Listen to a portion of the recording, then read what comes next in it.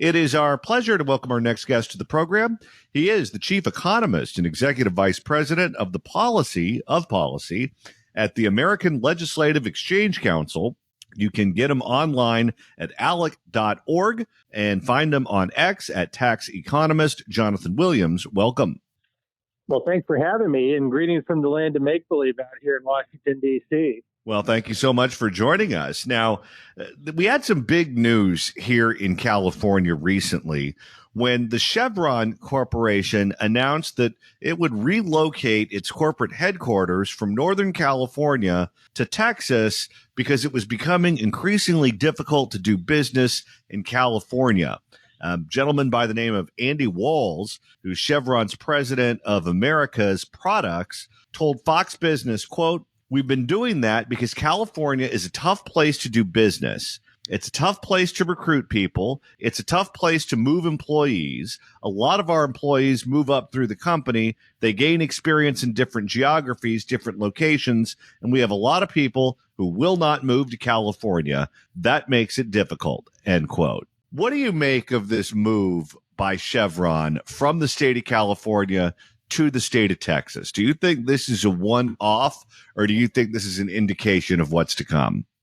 Well, this is the latest of many, as you've painfully, seen firsthand in California, of businesses and Americans picking up and leaving, voting with their feet, as we like to say. Our annual publication, Rich States, Poor States, that I co-authored with the former Californian Art Lasser, moving out of the LA and San Diego areas over time to Tennessee. And it's just one of the additional examples, and a very high-profile one, of a company realizing that to become a better company, to become a more profitable company for their shareholders and for their employees and, of course, for their customers, they needed to move, in this case, to Texas, one of America's booming states, a low-tax state, a state that's followed a very different policy path of choices than California, clearly, over the last several decades.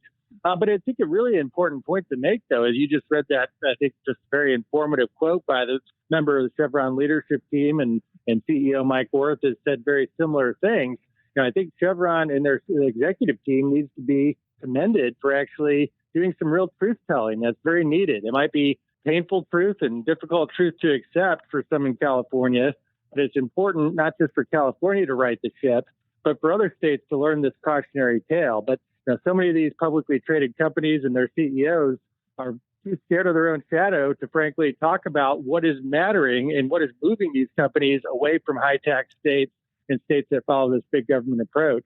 Do these companies get targeted by states like California when they're honest about why they did what they did?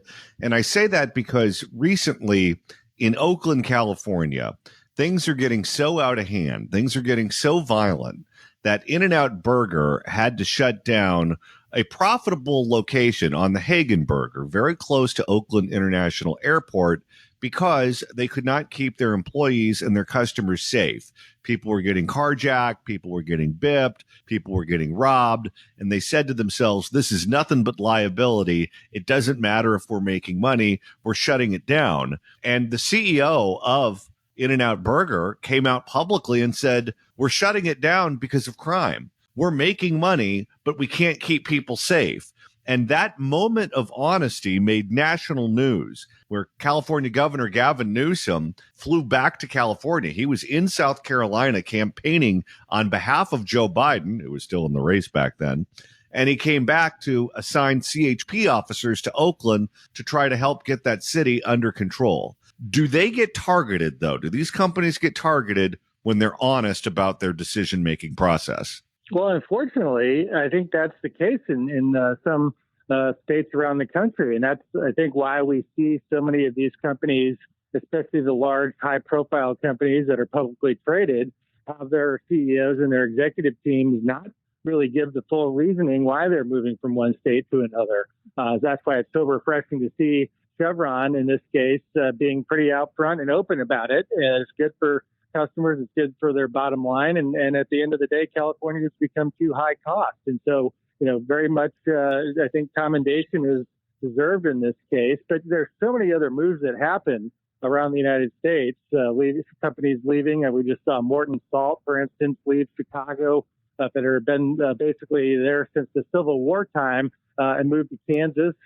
We see companies all the time move, but I do think that there's that hesitancy many times to be frank around the real root causes of the move because of fear of retribution, either immediately or over time. Because even if a company, let's say, moves its headquarters from one state to another, in many cases, they're not moving all of their employees and operations out of the state, at least right away. And as we know, many of these companies take advantage of special tax preferences or tax credits or deals that may still be on the table that they're really afraid may be yanked out if they say the wrong thing publicly. And so it's really refreshing to see a CEO in the Chevron example actually come out and talk about it honestly.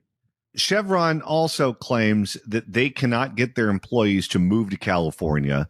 They cannot get recruits to agree to move to California because people don't want to live here due to the high cost of housing, crime, homelessness, whatever the case may be, politics.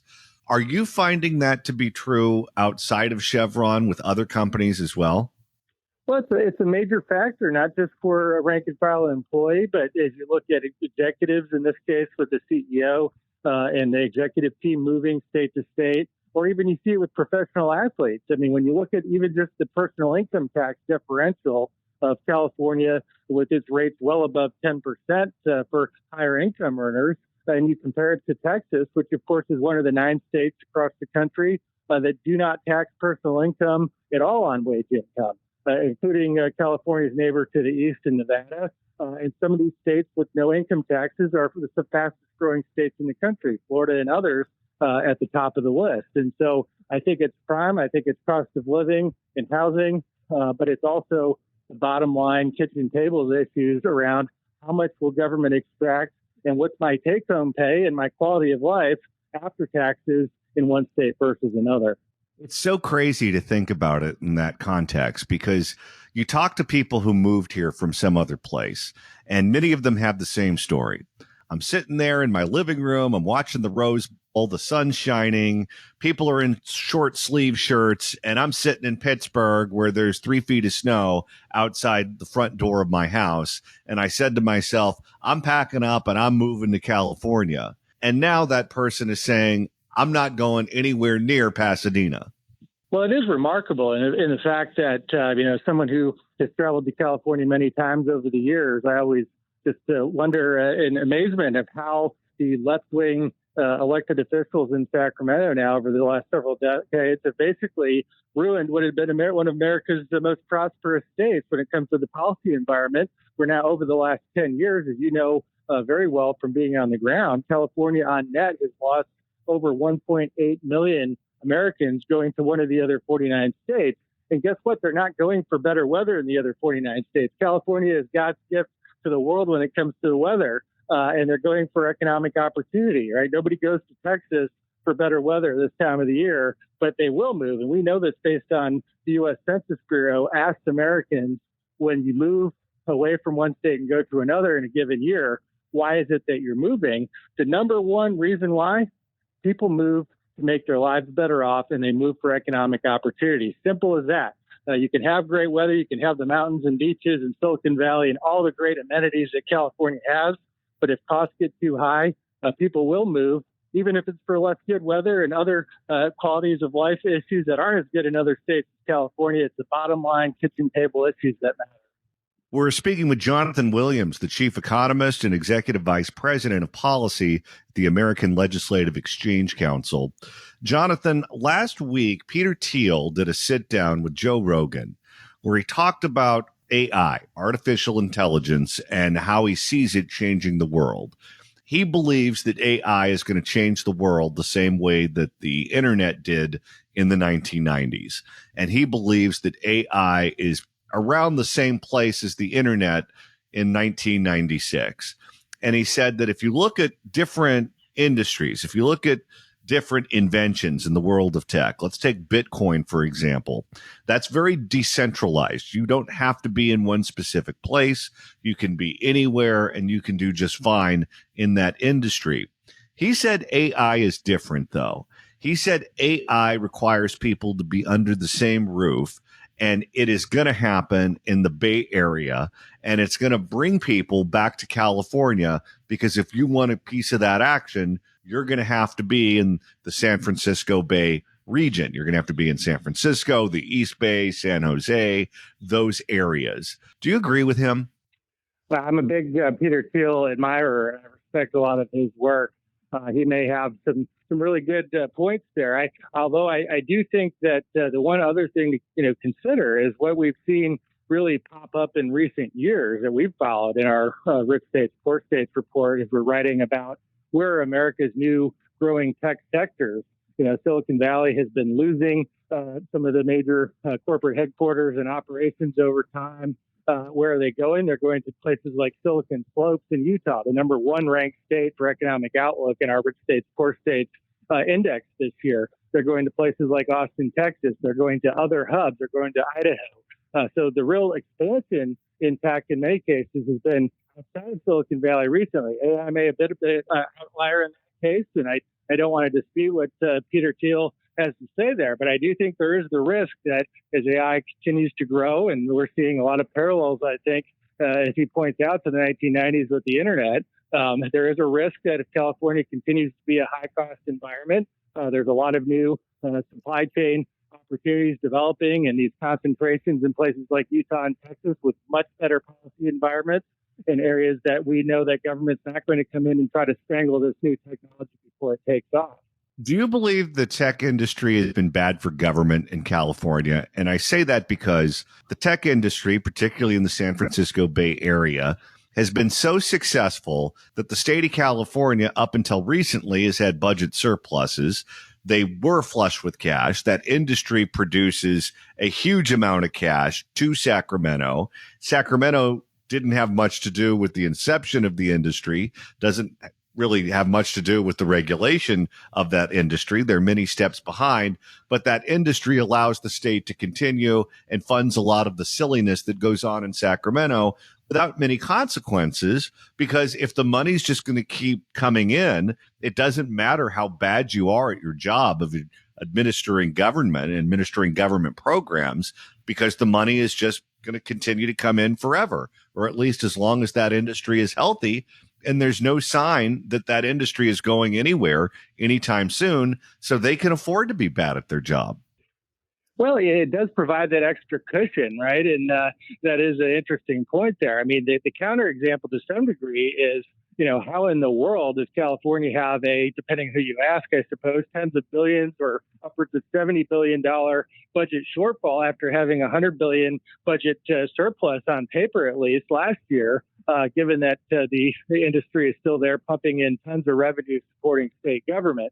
So clearly the issue is, I guess, Sacramento has figured out ways to spend even more quickly than the revenue from tech and other industries comes in. But you also have to ask yourself the question of, how many other oracles or other major tech companies it's going to take leaving Bay Area and going to another state. In the case of Oracle, of course, Texas, as well as Chevron. How many more of those dominoes need to fall before you see a really appreciable increase in the outbound revenue? And of course, when you see 1.8 million Californians on net over the last decade leave as individuals, that has a huge effect when it comes to what we call the Laffer curve, of course, in economics.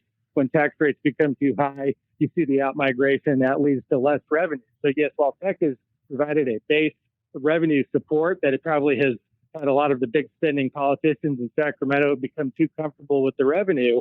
Even that has a potential ending point as you see these companies, even in the tech sector, decide to decamp for other locations that are much more favorable. In your Rich States, Poor States competitive index, which state did you find was the best run state in the country? Well, Utah, and a competitor on was Silicon Slopes and tech with the booming tech investment there in Utah.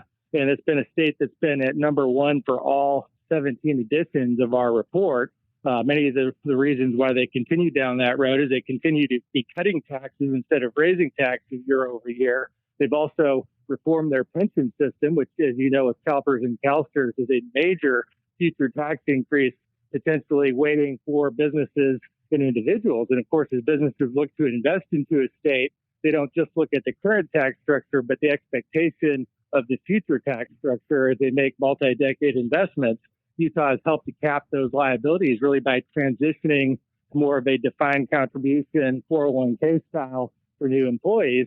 And Utah has also taken some very important steps to wean themselves off of this idea that there's a free lunch coming from Washington, D.C. that we should expect in perpetuity. Obviously, we've seen the Biden bucks inflate state budgets and give state legislators across the country a whole lot of extra money to spend in recent years. But over time, $35 trillion plus now of national debt. Utah and prudent states have said, hey, we've got to come up with a contingency plan of what we will do, not really if, but when the federal aid to the states continues to go down. What's the worst run state in the union? Well, California is not the worst. It may surprise some of your listeners. California came in at 47th for economic outlook this year. The last ranked state, the enriched states, poor states, was New York, a state that has some parallels in terms of the financial sector in Manhattan, where it has allowed big spending politicians in New York to perhaps get too comfortable with the revenue coming in from that industry as well. But a lot of the same parallels of high taxes and regulation, and by the way, out-migration, a lot of the same story, just, the Atlantic coast version of California in terms of policy. And what is the best run blue state in the nation? Well, there's a few examples there. I personally like to point towards Colorado. Colorado's been middle of the pack in our rich states, poor states rankings, but it's also been cutting taxes recently. We actually just introduced Governor Jared Polis on the main stage at our ALEC national meeting in Denver. He did a session with Art Laffer talking about deregulation, housing costs, trying to keep property taxes under control. And this is one for your liberal friends. If you're at the water cooler and you want to talk about a Democrat governor talking about the right policies, because Governor Jared Polis, liberal Democrat in many respects, has talked about the need to repeal Colorado's personal income tax to become more economically competitive. So there you have it. Between that and what they have in their state constitution called the Taxpayer Bill of Rights, which stops government from growing faster than the economy, essentially, Colorado is an incredibly good example of a state that's now turned Democrat in recent years, but has continued to be governed well. Jonathan Williams, Chief Economist and Executive Vice President of Policy at the American Legislative Exchange Council, ALEC. You can get him online at alec.org and follow him on X at Tax Economist. Jonathan Williams, thanks so much for stopping by. Thanks for having me.